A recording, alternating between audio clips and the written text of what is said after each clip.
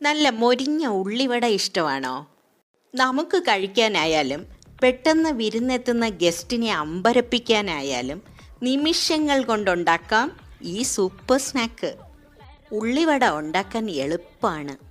2 സവാള കനം കുറച്ച് നീളത്തിൽ മുറിക്കാം.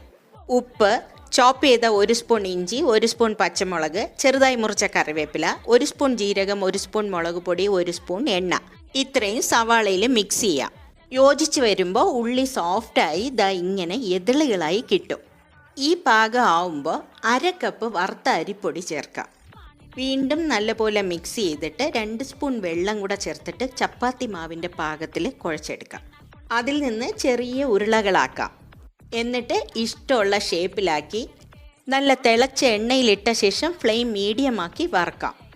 വൈകുന്നേരങ്ങളിൽ ചായയുടെ കൂടെ ഇടയ്ക്കൊക്കെ ഈ ഉള്ളിവടയും നമുക്ക് കൺസിഡർ ചെയ്യാവുന്നതാണ്.